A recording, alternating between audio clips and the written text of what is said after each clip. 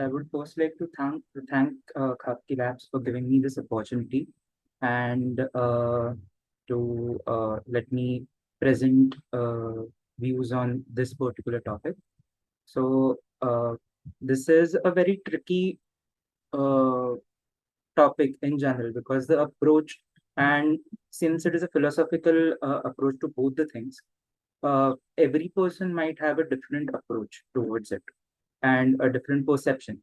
So I'm just trying to explain whatever I have understood while studying this uh, through observation, through research papers, and sometimes actually on site also when we face these dilemmas.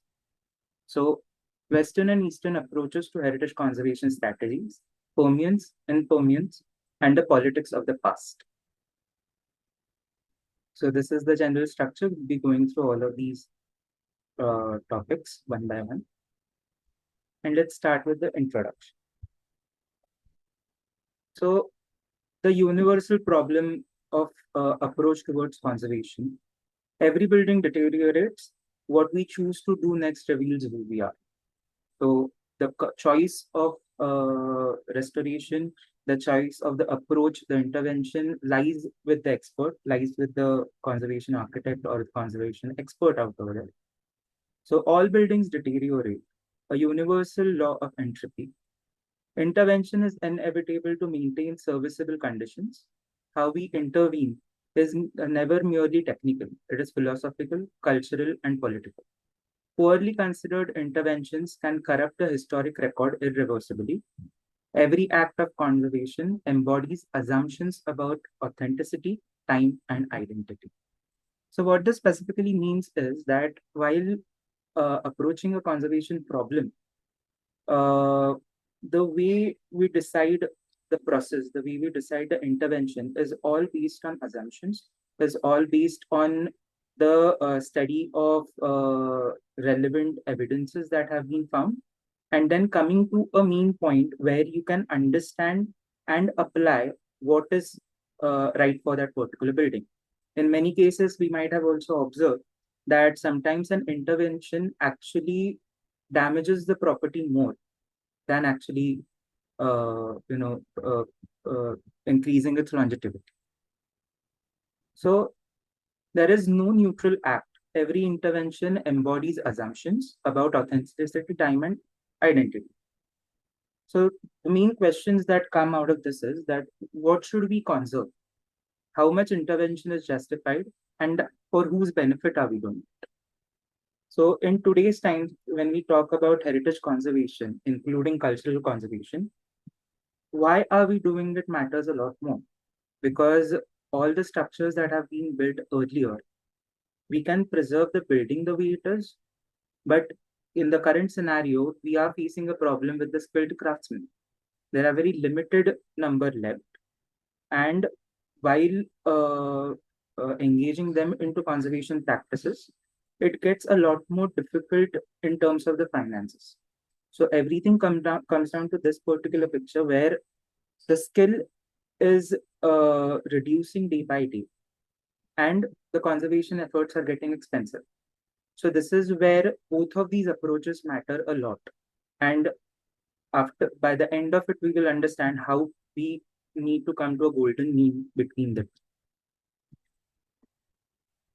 So what are we actually considering? There are three possible answers, and all of them have their all of them are right.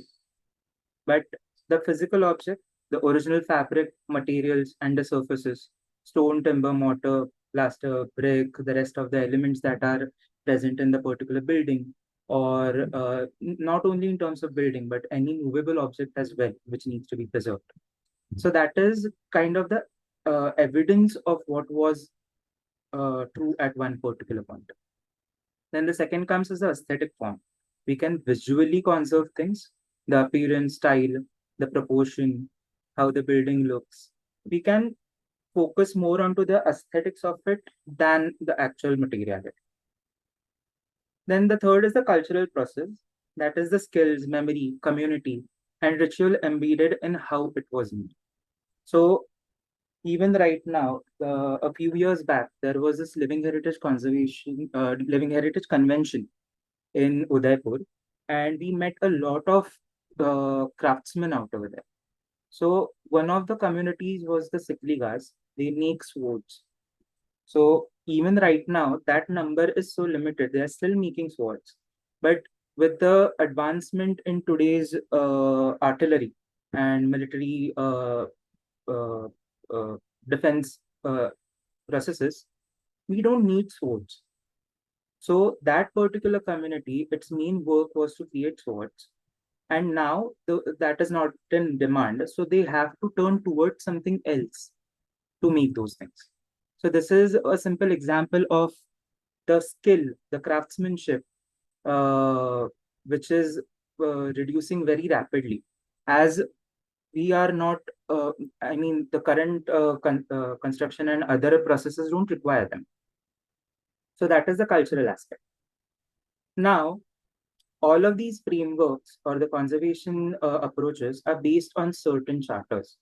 So the first ever charter was the Athens Charter, then the Venice Charter. The Venice Charter will also be applicable when we discuss Notre Dame in the later part of the presentation.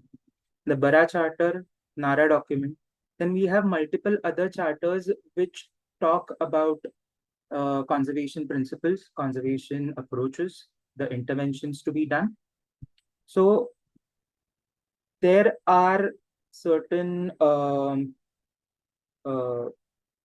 let's say, set of rules with which we look at conservation, but those are completely different for the Western and Eastern. And somehow, most of those charters are primarily based on the Western approach to conservation. So we'll first understand what the Western tradition is: restoration, conservation, repair, and so on. Do not let us talk of restoration. The thing is a lie from beginning to end. This is written by John Ruskin. He's the author of The Seven Lamps of Architecture. And he was one of the crucial members who formulated the Western philosophy of conservation. So there are two major schools in Western conservation. The first is the restoration, and the second is the conservative repair. So by restoration, what we mean is we uh, bring back the original form of the building the way it is, whether documented or undocumented. So the actual definition would be return building to a supposed original or ideal state, driven by idealistic aesthetic ambition, conjuncture, often unavoidable, evidence ignored. And uh, when we talk about Notre Dame, Viollet-le-Duc, he was the one who restored Notre Dame in the 1700s and so on. So he was also one of the major figures who contributed in forming all of these philosophies. So striving for permanence and perfection of form is something that the restoration focuses on to. Then we have the conservative repair, that is, do as much as necessary, as little as possible, do it honestly. There needs to be legitimacy, legibility of the materials, of the techniques that you have used, minimal intervention. Apart from that, you also need to, your interventions need to be reversible. So these are the parameters in which the conservative repair is done. So if the building does not need any repairs, don't do it. That is what it tries to say. And during the development of these philosophies, Ruskin, Morris, and all of these uh, uh, architects and restorers at that particular point, they formed certain societies, Society for the Protection of Ancient Buildings, and the Guide to the Conservation of Historic Buildings that was formulated in Britain. So those were the initial keystones for the Western philosophy. Now, what are the principles that engage the Western conservation techniques is authenticity, that is, do not distort the evidence. The record must remain honest and trustworthy. So the interventions need to take care of that. If we are doing some repair works, it should not distort the authenticity of the material, the fabric, the original building itself. Then the integrity, preserve the wholeness of the historic record. All periods have value. So in multiple built examples, we see that there are multiple layers. So in certain buildings in Europe, you find the evidence of the Roman substructure till the Victorian or the Edwardian or whatever the regional dynasty at that particular point might have been. So that all of that needs to be preserved. The integrity of the structure needs to be preserved in the fullest form. No conjecture.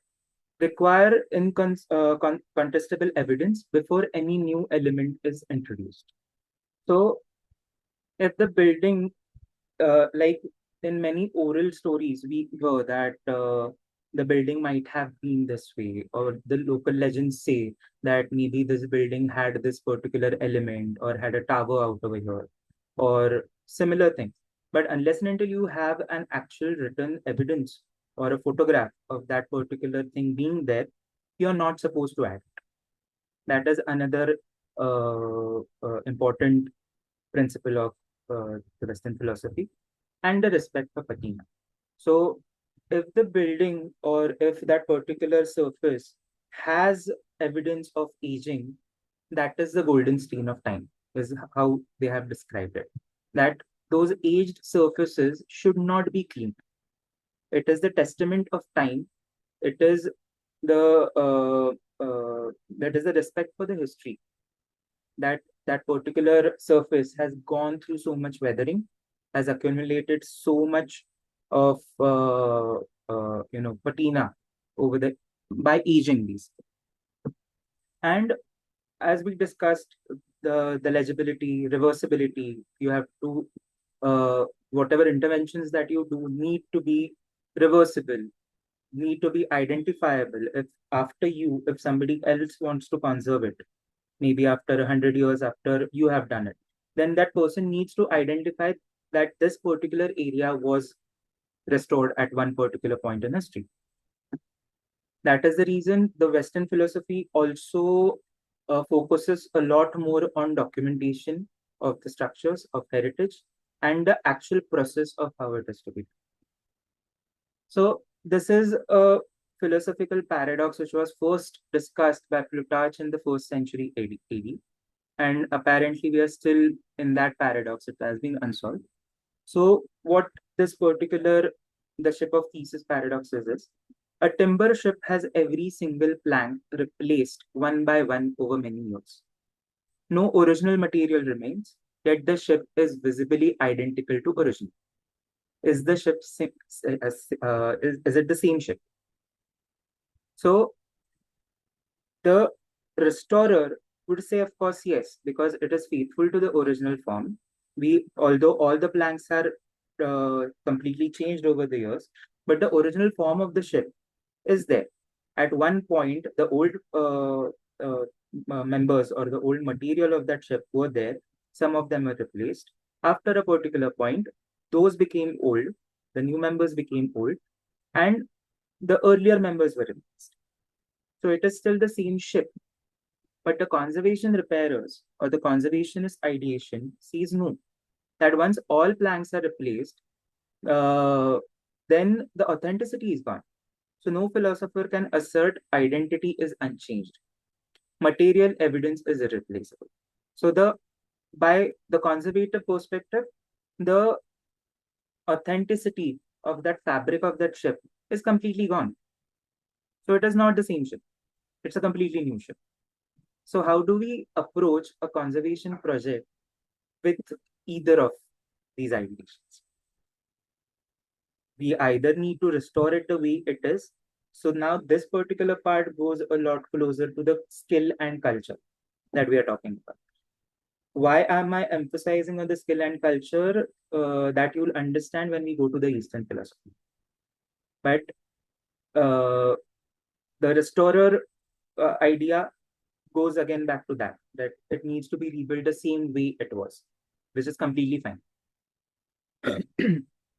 And in modern day, with the 3D printing and all the advancements that are going on, we can replicate these materials the way they are without using timber for timber.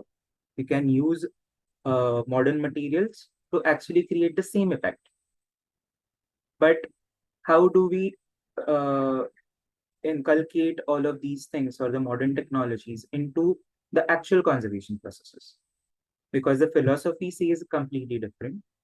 The restoration ideology says that the material needs to be the same, the authenticity needs to be the same, then you can replace it. But in the modern, uh, uh, with the advancement in technology and uh, modern interventions, we have more material. So is it right to use it? Is again where the paradox comes into the picture. Now, towards the Eastern tradition. So most of you might have heard about kintsugi, that when a particular ceramic particle is broken, they repair it with lacquer and gold. So it highlights the imperfection, and they find that there is beauty in uh, the the brokenness of that particular object. So nothing is stable, and our only refuge lies in accepting, even celebrating impermanence. That is said by Donald Ritchie in his article in the International Journal. So the Eastern aesthetic foundation. So as we said earlier, that skill-based aesthetics. So there are multiple approaches that formulate the philosophies of conservation. So three qualities at the heart of Japanese sensibility. That is irregularity. Asymmetry is prized over classical precision. Perfection is cold. Irregularity signals authentic, making, and human presence. So even right now, all the handicrafts or anything made by hand, any sort of art made by hand, it has some sort of imperfections in it. Even when you look at a handloom made sari, a silk sari, you will find imperfections in that also, because it is so uh, unique in itself that a machine cannot bring that beauty. So that is the same over here, that they uh, celebrate the irregularity, the asymmetry, the flaws in anything. Then comes the simplicity, restraint, and minimalism over ornamentation. Meaning resides in emptiness as much as in form. That is the concept of Ma. They have that particular philosophy in which it is more to do with the void. Like a negative space need not be necessarily empty, but the negative space actually adds more beauty to what is full. That is the philosophy, just like the yin and yang. And then the third important principle that the Eastern philosophy follows is the perishability. Decay is beautiful, not shameful. Rooted in the Buddhist concept of mujo, impermanence as the fundamental truth of existence. So, even in life, we age, our surroundings age, all the materials that we use age, all the fabrics that we use age. So, celebrating that perishability, that at one point everything is going to go towards an end. That is the same philosophy we follow in India. It is cyclic, and it's about the birth and the death. So the perishability and these three come together to form the Eastern philosophy. So even if we try to relate it to our culture, it is said that every 12 years, your body's each cell has been changed. So it's like a new birth. The tapa concept also comes from there. That after 12 years, your body is completely new. That is happening with us. We believe into that. That is the reason we also follow all the cyclic systems, which is very similar to the Eastern ones.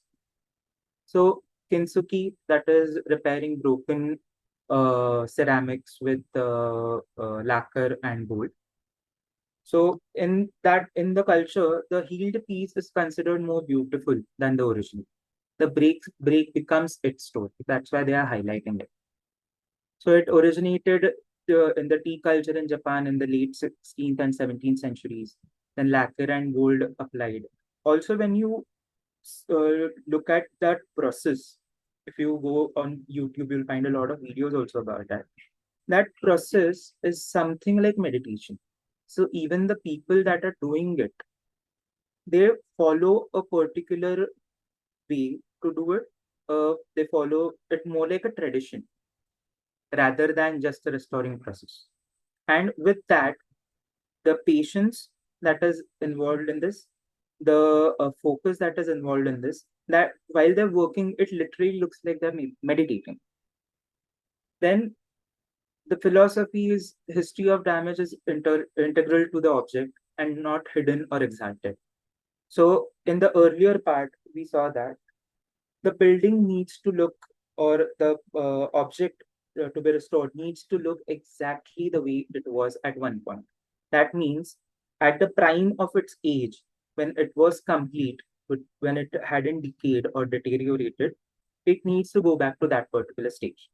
Whereas in the Eastern philosophy, it says that it's okay if it is decayed, it is okay if there are imperfections. That is the beauty of that object. That is the beauty of that structure. This is where the prime difference between both philosophies come into the picture.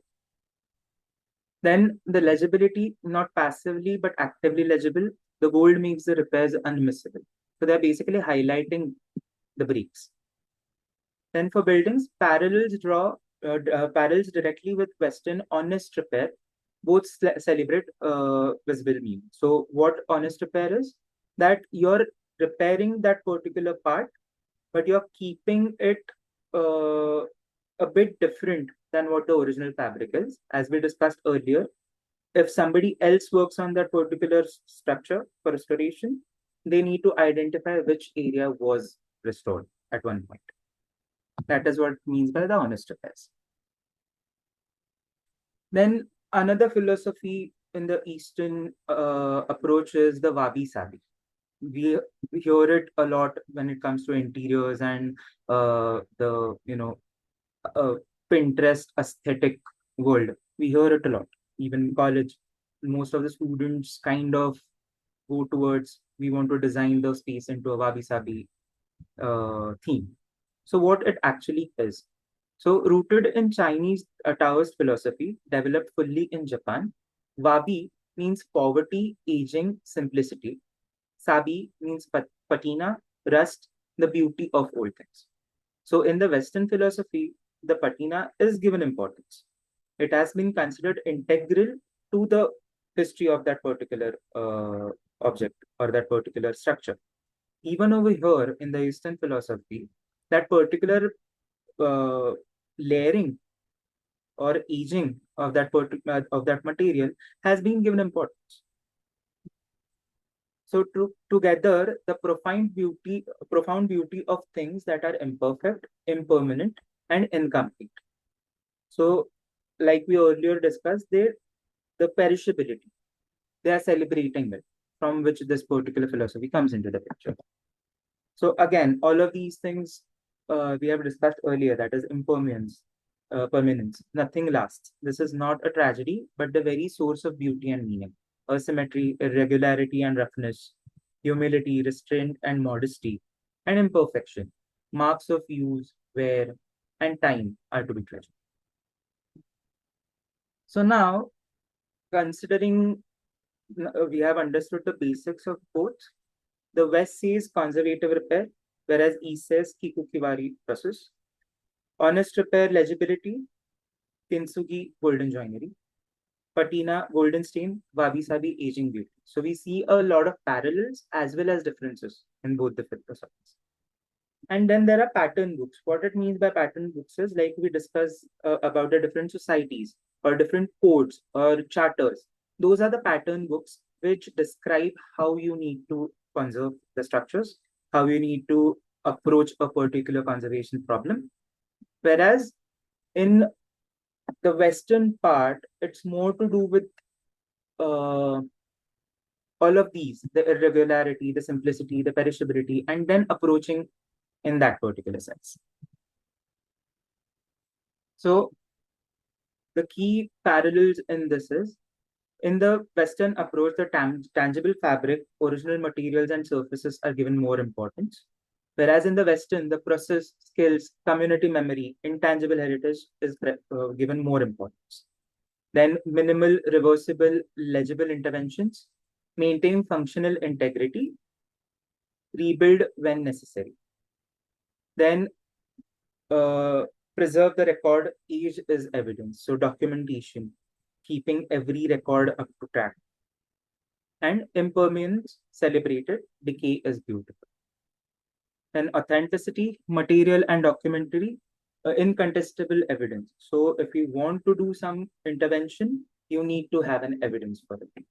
Whereas in the Eastern approach, the culture and processual skill is more important. That is genuineness, not material origin. So if you want to do some intervention, you need to have those skilled craftsmen from the community or the society who can recreate it the way it was done at one point. Then the guiding metaphor is the golden stream of time, the ship of pieces paradox, as we discussed. And then wabi sabi, kintsugi, all of these processes which put that skill to use. And the main weaknesses are that the Western approach overprivileges tangible, the built, or whatever is, uh, something that you can feel, but it neglects the intangible aspect or the living aspect of that particular structure or that particular monument. Whereas in the Eastern, can undervalue irreplaceable material evidence.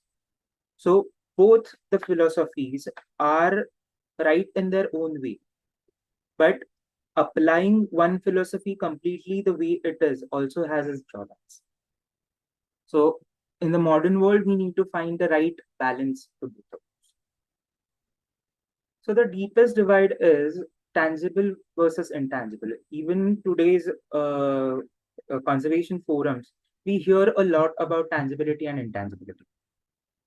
So what do both the philosophies say is that, as we discussed earlier also, that the Western philosophy is more biased towards tangible.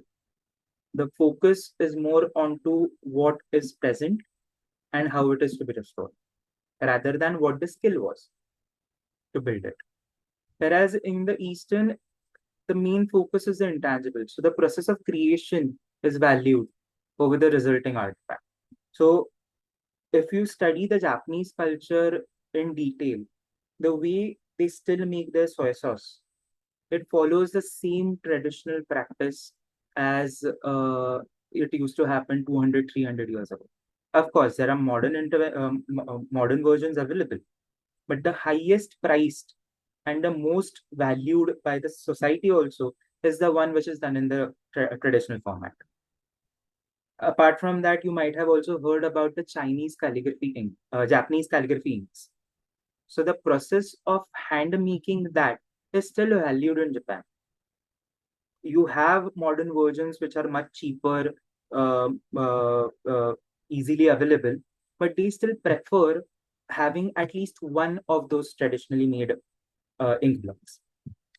So even the society in Japan still follows all of these principles where they're trying to preserve this skill and they're promoting these skills.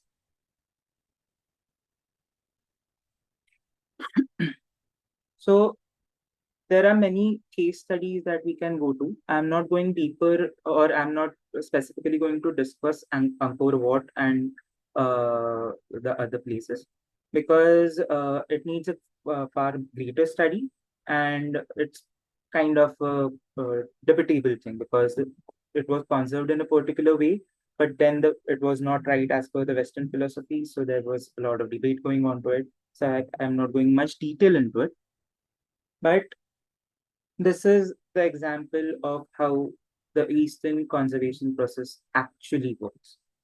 So this is the Ise shrine. It is in Mie Prefecture in Japan, and it is considered to be a 2,000-year-old temple. So the Ise Grand Shrine, process over object. So the Ise Shrine, Ise Prefecture of Japan, is a Shinto shrine dedicated to the solar goddess Amaterasu, Omikami, and the green goddess Toyuke Hime, also known simply as Jingu. Ise Shrine is a shrine complex composed of many Shinto shrines centered on two main shrines, that is the Naiku and the Geiku, the inner shrine and the outer shrine. Yamato Hime no Moto, the daughter of Emperor Suinen, searched for a permanent worship site for Amaterasu for 20 years, traveling through the Omi and Nino. She ultimately established the Naiku in Ise, guided by Amaterasu's voice, declaring it a secluded, pleasant land. That is the legend that goes with the shrine. So the Ise Shrine's architectural style is Shinmei Zukuri, and it is marked by simplicity and ancient principles from the Kofun period, that is 250 to 538 CE. Then it features a unique variant, Yutsu Shinmei Zukuri, mimicking early rice granaries. So the architectural style is borrowed or based on the early rice granaries that were built during that period. And it is, in a way, no nails are used in the construction process. So it is interlocking, and uh, the specific grooves and the other things that need to be made for that interlocking are can only be done by those artisans and not by machines. So every 20 years, old buildings are dismantled and new ones constructed on an adjacent site, ensuring a continuous cycle of renewal. So for them, that particular shrine is there for 2000 years almost. It might have been in a different format back then, but it is a living tradition for the past 2000 years almost. And it is built afresh every 20 years. But still, it holds its authenticity, still, it holds its integrity, even though the material is completely new. So, this is where the difference in Western and Eastern philosophy comes, that irrespective of completely rebuilding a particular structure, its value, its heritage associations are still the same. So, the current structure built in 2013 is the 62nd version of that particular temple. And the next reconstruction of the temple is scheduled for 2033. So it is a continuous process, and this is what they preserve. So even in the Indian context, if we look at temple architecture and other places, so all of those techniques that are used are based on the Vedic principles. So even in the Vedas, you will find specific shlokas related to woodcraft, related to stonecraft in terms of construction of the temples. And then the Shilpa Shastras and other things come into the picture. But even in India, we have similar systems. Like when we go to South India or the coastal belt in general, all the temples over there are built of wood. And considering the rain and other aspects or climatological aspects over there, the wood, of course, gets decayed. It needs to be replaced. So the construction technique, because it has been dormant for so long, it is very difficult to get those craftsmen back. Because we cannot just cut one particular piece from that member and just replace it like a patch, because it will hamper the structural integrity of that temple or that structure specifically. So for that, dismantling it, understanding how those grooves were, how to fit it back, is a very difficult job unless and until you have those skilled craftsmen with you who have been doing it for ages and for generations. So the overview of this particular case study is that it, as we said, that it is rebuilt every 20 years on adjacent sites. Then no original material remains, yet it is considered wholly and completely authentic. The Western philosophy would say no, it is not the same. It does not, it lacks all the authenticity and integrity. Whereas for the Eastern approach, it has all the authenticity which is uh, uh, given to it.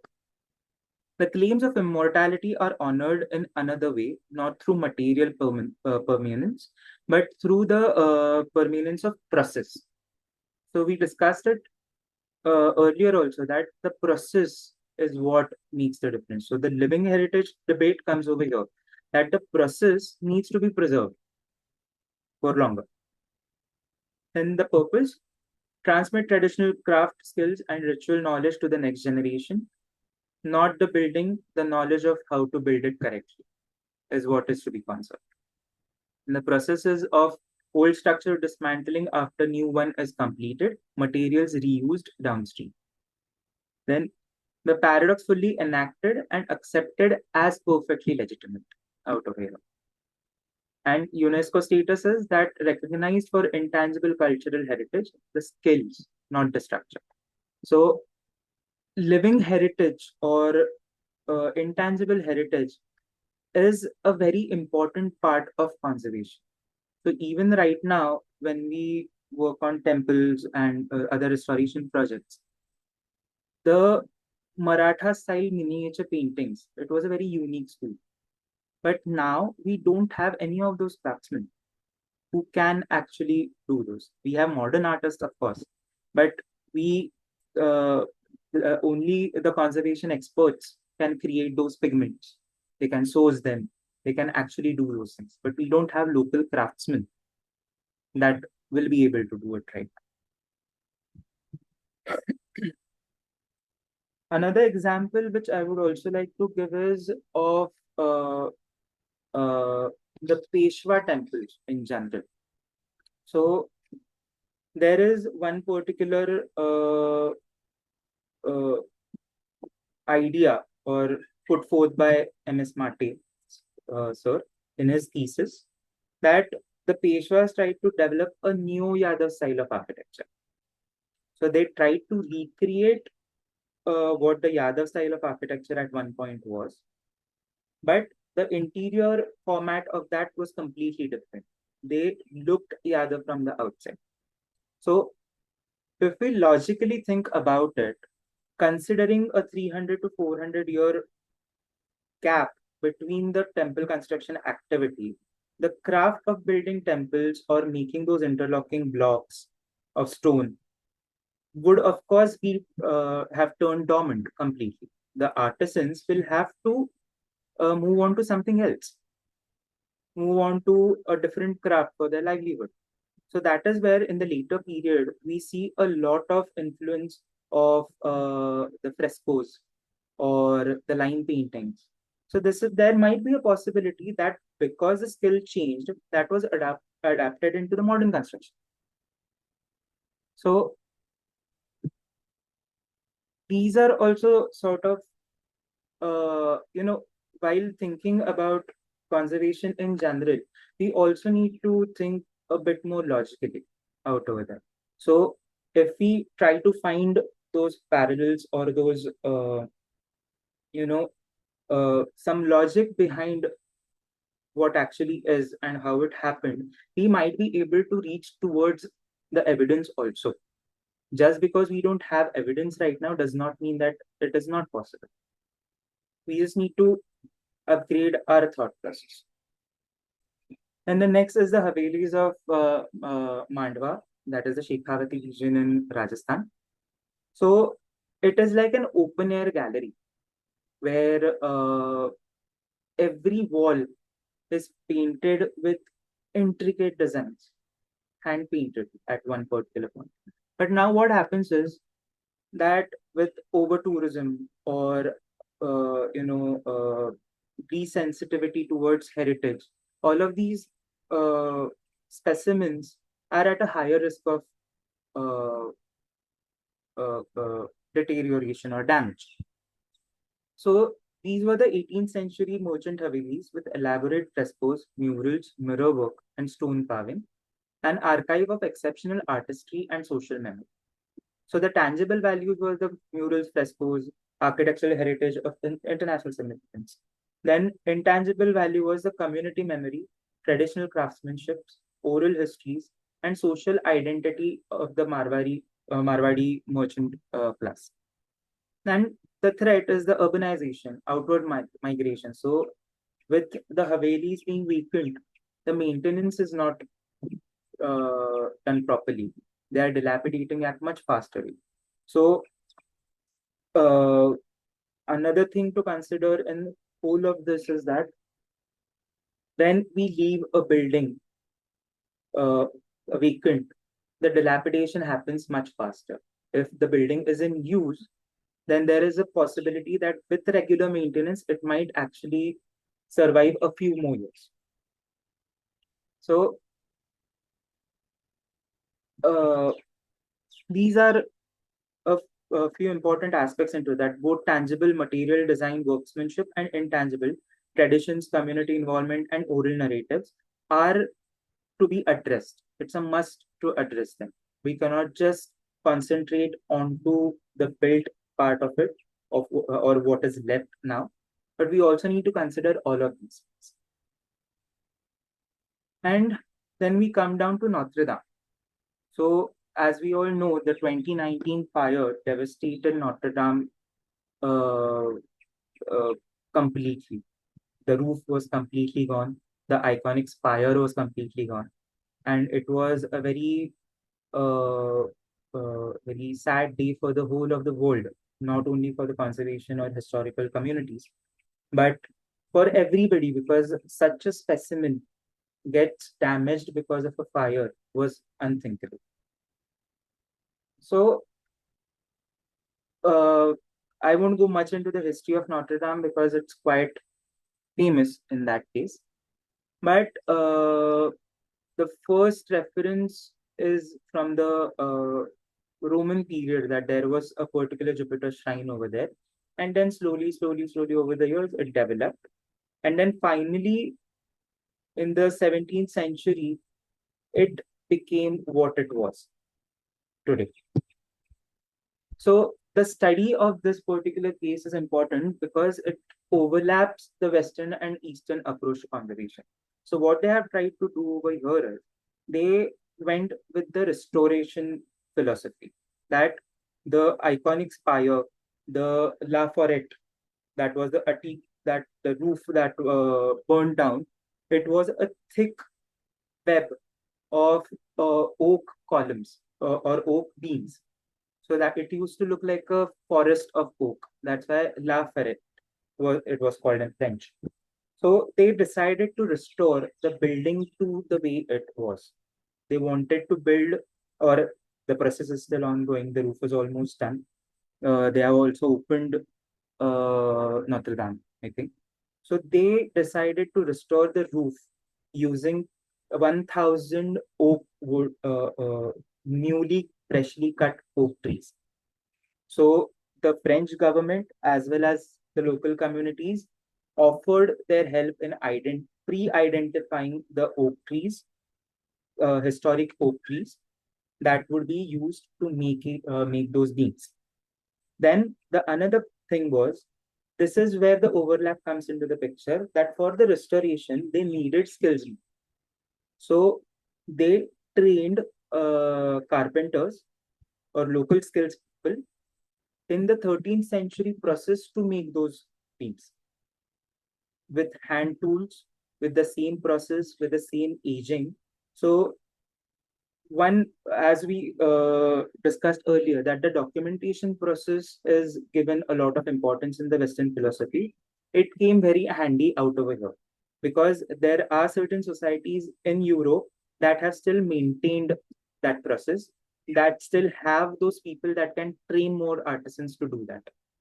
So that particular society took up the task of training all of these people, and that is how they started making those wooden beams again with hand tools and axe, just the way they made it in the 13th century. So if we look at this particular case, then they have actually utilized the Eastern approach. That the skill needs to be used for the restoration. So the restorationist ideation comes into picture where they're trying to recreate it the way it is. But they could have also included modern material over there or modern techniques over there. But they decided not to.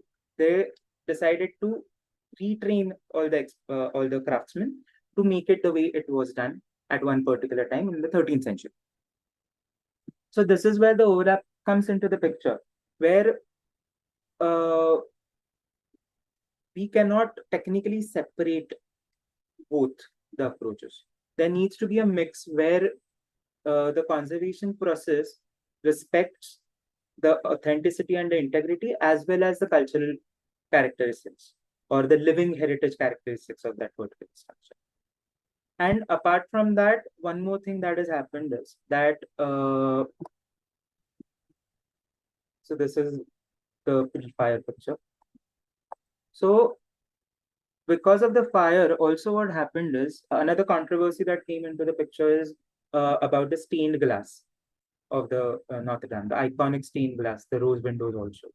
So due to the lead roof melting, it all deposited on the interiors and the surfaces. So almost 490 tons of uh, uh, the the lead was melted apparently. So the stained glass was covered in harmful lead power, necessitating thorough and meticulous cleaning and preservation of the fragile panels. But however, replacing of any of the current glass was found to be unnecessary, which was the right way to do it. The windows also featured the original Wallet de Ducks 19th century design, and they luckily remained unharmed by the fire. The first thing that came to most of the people's mind when the fire started was if the rose window and the stained glass panels will survive. And luckily they did. But then what happened is the French President Macron, backed by the Archbishop of Paris, planned to replace a series of stained glass windows, even though they remained intact after the devastating fire of 2019. So this directly goes against the Venice Charter. So what the Venice Charter says is that sculptures, paintings, or decorative elements that are integral to a monument may only be removed if this is the only way to ensure their conservation. Apart from that, you cannot. And emphasis that all historical contributions to the monument's construction must be honored. So what the Archbishop wanted to say over here is that we need to also leave some evidence that we had done it over here at some time. So we have restored it. So leaving that particular evidence. But that directly goes against the charter. But now what happens is that the proponents of modern window or the contemporary windows present a compelling counterpoint that cathedrals have continuously changed. Builders in the medieval period frequently substituted older components. The windows from the 19th century were previously considered modern changes. So if we again go back to the Western philosophy, when it started, technically, the people are right over here that earlier, when restorations and other things were done, things were replaced. Those were very modern for that particular period. But after so many years, they have gained historical importance again. So, is the Western philosophy 100% correct or the Eastern philosophy 100%? That is where the debate comes into the picture. So, seen in this light, the introduction of contemporary art carries on a long standing tradition of revitalization. The discussion ultimately highlights a wider French conflict between preservation and artistic expression. So, Notre Dame is not only a fine case study for conservation and history, but it is also very important in understanding how different approaches need to be clubbed if we want to do a proper want to do a sound conservation, a good conservation. So apart from that, in either of the approaches, whether we try to formulate a mix of both or just follow one, there are multiple problems that come into the picture. That the climate change. So the climate in Europe and similar countries is so different that there is very less rotting of wood, there is very less decay of wood. Then there is, the material, the way the material behaves, it's very different in that particular climate. Those are much colder regions. So keeping the building the way it is much easier in that climatic context. But if we come to countries like India or subtropical countries, where the temperature is mostly humid, where we have more rain, the material is by default going to get decayed. The mortar and the other pieces are also going to face weathering. So the damage is inevitable. That is sometime going to happen. So approaching the conservation through a particular philosophy becomes difficult over here because we cannot neglect these factors. Then uh, over tourism and globalization also, that also makes a lot of difference. If we add a lot of pressure onto those structures, and if the people visiting don't have the sensitivity to actually treat the heritage with respect, that also makes a lot more difference. That also creates a problem in that. So, and especially in India, we face that a lot, that now people have become more aware and they have become more sensitive towards it, but still there are certain people that actually go and carve their names onto heritage structure, that go and litter, that go and they draw graffitis. So basically vandalize. So those are the things that are happening. One of the cases in the a few years back was the tourists who broke the columns at Hampi. So that was an inevitable loss. That two columns, just because of neglect, two of the columns were broken of the original fabric. So the awareness also needs to be in that sense. In today's world, we also have a lot of digital advancement with the lasers, LiDAR, 3D scanning, 3D printing, all of those things. So we can create most of the things right now. But how do we approach it in terms of the conservation philosophy? Where do we fit it in? Do we need to revise our conservation philosophies? Or can we make a completely new approach towards conservation? That's something which needs to be thought about. And of course, the development pressure is always there. The urban development poses a lot of risk on either of the heritage, that is the built as well as the intangible heritage or living heritage. So we also need to think about that. So in places like Paris and Germany, where they have rules of maintaining the facades of their boulevards or their streets into the exact historic way that they were intended to be. Whether you do modern interventions inside the building or not is not a problem. But the facade needs to be the same. Can we apply these principles in India? Is it possible to do that? So that becomes a problem for the urban conservation, where this can be done. The characteristic, the identity of that particular place can be maintained. So the iconic Kalagoda stretch that we have in Mumbai, what if the facades get completely changed over there? Will it still have the same identity?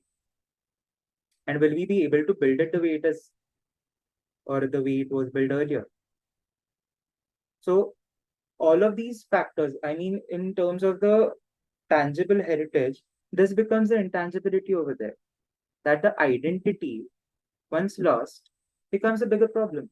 We cannot gain it again. So we need to think about those things also. And then mainly coming towards the universal dialogue, that what each tradition can learn from each other, or how do we mix it? And the just an attempt to finding how we can have a more holistic approach towards conservation. That understanding can only be achieved by increasing dialogue between cultures with within an environment that facilitates respect for values held in diverse parts of the world. So it is a need of the time that we discuss multiple approaches, discuss multiple perspectives with different experts from different fields, not only conservation. It might be history, it might be a conservation architect, it might be a material craftsman. Uh, so, all of us need to come together to think about the approach. What is to be done? How is it to be done? And why is it to be done? So, cross fertilization, that is, treat intangible heritage as equal to tangible and not supplementary. Then for the East, it might be material evidence is irreplaceable. Once lost, it cannot be recovered. Then the community continuity and living practices are legitimate. Uh, the legibility protects the historic record and prevents uh, uh, deception. Then the material authenticity is not universally the highest value. The process of creation can carry more meaning, whereas custodianship obligations extend beyond the present community to all future generations. The strong institutional frameworks create accountability. So, what that particular sentence means is that if a particular set of rules are not applied to conservation processes, then it might completely hamper the value of that particular structure as well. Because then the community decides, the society decides, the authorities decide of how to go forward with the process. So that might also pose a little bit of risk out over there, that it might go completely wrong also. So we cannot completely go without the pattern books, but following the pattern books the way they are is also not completely, you know, giving what this structure needs actually. So the NARA document tried to bridge both of these things, where it says the essential contribution made by the consideration of authenticity in conservation practices is to clarify and illuminate the collective memory of humanity. That is what the NARA document on authenticity says. So authenticity can be judged from these sources, that is form and design, the shape, plan, design as realized and conceived, traditional techniques, the craft processes and methods of making, material and substance, the original fabric and material evidence, location and setting, the relationship with the surrounding environment. In Japanese, there is no word that conveys exactly the same meaning as authenticity. It translates more closely as genuineness and reliability. So, Tim Winters, he is also a great expert in this particular topic. He says, I am concerned such processes mask over the complexities involved and more worryingly close down discuss capable of revealing more nuanced, fine-grained understandings of regional, cultural, religious, and local variations in conservation practices. So we cannot technically standardize everything. So each conservation project, it's more like the conservation site. The metaphor can be of a patient. You cannot treat each patient with the same medicine, with the same process, and with the same technique. You need to identify what is right for that particular patient. So in conservation, we also need to identify what is right for that particular structure or that particular problem. We cannot standardize it that I have done I followed this process for this particular building and follow the same over here.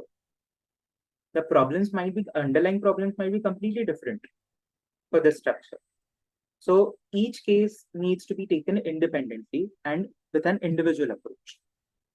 So the dangers of framing this as East and West are that creates false uniformity within each tradition, ignoring enormous internal diversity, reproduces the very colonial binary it seeks to challenge, that is East and the West, then gives cover to politically motivated nationalist claims about Asian distinctiveness, then closes down nuanced local, regional, religious, and cultural variations in conservation practices.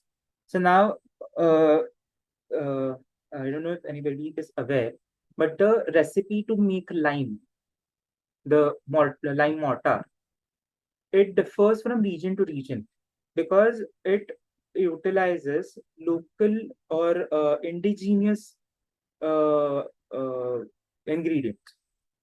So as you change a as you change a region, you might find a completely different lime recipe over there. So that is also what it is trying to say, that we cannot close down onto the nuanced local, regional, religious, or cultural variations, because those also reflect a lot into the construction process, in the conservation process, and in which the identity of that particular structure lies. Neeraj, just So, one question. yes, Is this the last slide?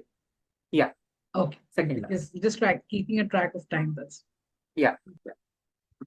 So both traditionals are internally complex. There is no single Western or Eastern approach. So as we discussed, you need to approach that particular problem independently and individually. Then the parallels are striking in that. That is Kintsugi, that is honest repairs. Wabi Sabi is the patina. Kikukiwari is the pattern books. So one is the repair process, the other is actually celebrating the decay, and the third is following a system or a set of rules. The divide, the deepest divide is tangible versus intangible, but this is shifting in both directions, as we saw in terms of Notre Dame also. So now it is not completely restricted to just one aspect of conservation philosophy. Now there are different approaches, different thought processes that are coming into mixing together. Technology is disrupting both. Digital reproduction raises the ship of pieces to a new magnitude. Then climate change may enforce conversions. Conservative repair is the most sustainable strategy. So this is because the way the Eastern philosophy works in terms of conservation, you need a lot of natural material for that. So even in Notre Dame's case, 1,000 old oak trees were cut, not the new ones. So we also need to think about the sustainability and the climatic impact that is going to happen. So those are the bigger challenges that we are facing right now. The political context that differs from place to place, but the debate is not only philosophical, but geopolitics and the post-colonial approach towards heritage also makes a lot more difference. Then the shared starting point is that both cultures value heritage as a collective memory. The most important word over here is the collective memory. So uh, we, I mean, even if we don't know each other, a group of people will find a particular place of the same importance just because they have some or the other memory associated with it. So that becomes like a collective memory where something might have happened, but they just remember that particular part, that this is important, this has happened, and that ultimately turns into the national identity. So these are all the sources that I referred to for studying this topic. Considering this to be a philosophical subject, I said it earlier itself that the perspective can change from person to person. This is just what I understood through my study. I may be right, I may be wrong. That's a very different thing. But this is overall what I realized while studying this topic, that we need to come together, we need to have dialogues, and we need to formulate a new approach towards conservation, just like a guidebook, because we cannot apply the same principles everywhere, but we need some guidance which will bring in both the philosophies, which will help us tackle these bigger global problems. And I'll end with this: a recognition that both Eastern and Western cultures value their historical buildings and appreciate the importance they play in their contribution to national identity and collective societal memory should not be forgotten. The shared appreciation should be a starting point for balanced dialogue by Foster, Thompson, Richardson, Pilcher, and Bassett from their research paper, Western and Eastern Approaches, 28. Thank you. Thank you so much, Neeraj. Right in the beginning, we obviously knew that not one of those philosophies will be appropriate. There has to be a marrying of both, and in what sense there will be a good balance. So Yeah. it was very insightful, very detailed, and it gave a good perspective on both philosophies and how both of them are right in their own way. So thank you so much. I'll just go to the chat to see what the feedback has been right from the time you started your presentation. So Jyoti Kelkar says she practices kintsugi and finds Japanese tradition to look at imperfection as beauty. Very true. Aarti says it's interesting to see the approach in textiles. For example, they have not repaired the fragile parts of Queen Elizabeth II's wedding dress. So that's a comment from her. Yeah. Jyoti again has a question here. She says the Westerners don't restore unless documents of original available is what I understand. It's what she understands. But in India, how do we approach as documentation is a rarity? So how is the restoration done? That's a question. Yeah, so that is the main problem. That is the reason we need to come to this particular point where we have developed a particular guideline for it. So in case of Pune, the collective memory at one point, which has been transferred in terms of the oral history, is that Shaniwar Wada was 7 stories high, made of timber. So we don't have a photograph of it. I think we have some written evidence of it, but we don't know how it was. And considering it to be a grade 1 structure, we cannot rebuild it.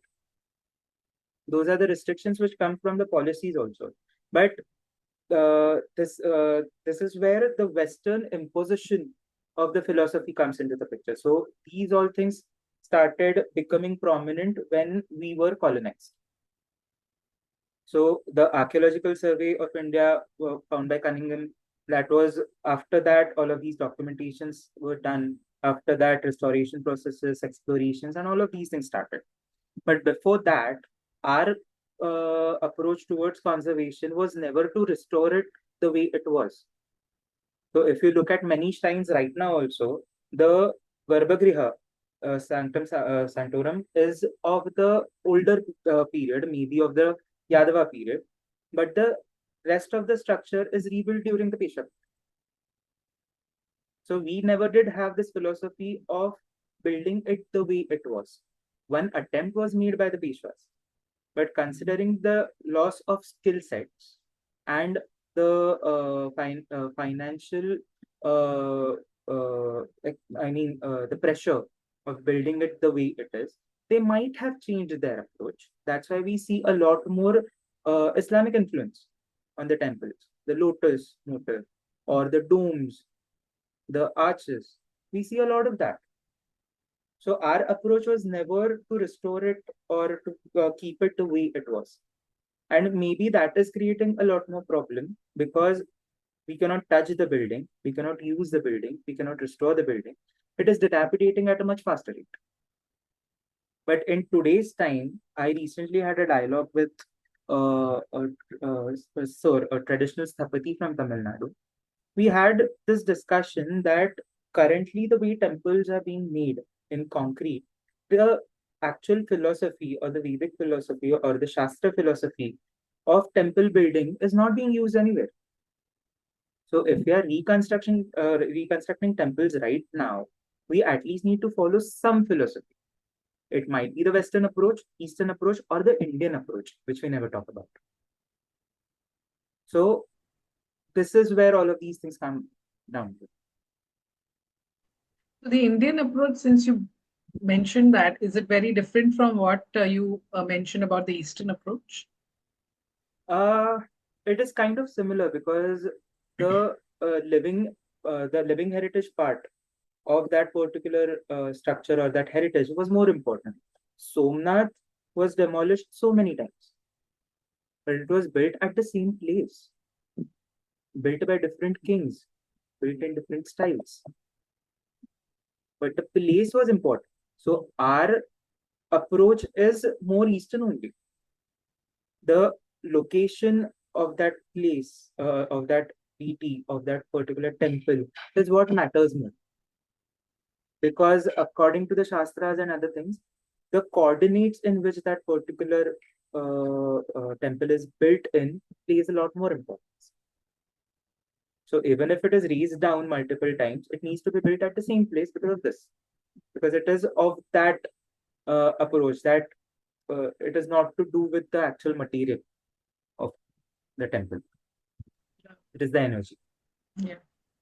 That's why I think Jyoti has a follow-up comment saying exactly the question, because Maratha and Peshwa's restoration would have been difficult given what you mentioned. Aarti says similar challenges in Ahmedabad despite its UNESCO World Heritage status. Yeah. So another problem that happens is conservation has become expensive. So now we also need to think about it. Do we need to, you know, rethink about the materials also? That is the reason I said that now we need to have a bigger dialogue. We cannot immediately implement changes, but we need to start thinking. If the Westerners they have already set things in place, in India also we are following majorly the main framework is set by the Britishers when they colonized us. But even they have utilized more technology now. They have advanced their processes of conservation. They have maintained different processes of conservation. We should also kind of innovate in that. That is what I feel. Because the material is getting scarce day by day. We need a lot of wood. It is putting a pressure on the ecology. We need a lot of stone. We are putting pressures on the ecology, the quarries and other things. So the authenticity, the restoration with the same material, with the same grain, that is everything is important, no doubt in that. But how long will we be able to do that? What if many of the quarries are now completely finished? For the basalt, we just have two quarries left, which are known right now. So once that particular stone finishes, what are we going to do? Are we going to leave the buildings the way they are? That is the reason we need to rethink. So Aarti has a question. How do we bring these strategies into policy? So now we also have the intact charter. We have different charters for India also. But again, now it is more important that we have more conventions where we discuss these topics. We need more experts who would research onto it. Unless and until we have that research evidence, we cannot put forward things. So we need all the heritage experts to, on their in their individual capacity, also think about all of these things, do that particular research, present those papers, and start a dialogue. That this is what I have found. Now I want to discuss it with the rest of the experts, if this can be taken further. And then that will come into the policy where the support of the government is a lot more important. Because to apply a particular policy, an individual institute or an organization cannot do it. What we can do is we can profess the policy. We can spread awareness about that policy. But we cannot implement that policy unless and until we have a green flag from the, or a green signal from the government. So as a community, we also need to come together where we can, make the government take these decisions that these changes need to happen for the betterment of the heritage. So we also need to come together as a community for that. Jyoti has a comment, very detailed and interesting talk. And you're right about Shaniwar Wada. It's a sad situation. So yeah, thank you so much, Yeah. Neeraj. It's been lovely, you sharing all the insights about the topic. We enjoyed it, and I'm sure the audience also has. So once again, wish you a very good evening and thank you from Khaki. Thank you so much. And it was a pleasure. And I thank Khaki Labs again for giving me this opportunity. And when I come to Mumbai, I'll surely visit you guys. Definitely. We look forward to your visit. Yeah. Thank you so much. Yes. Thank you so much.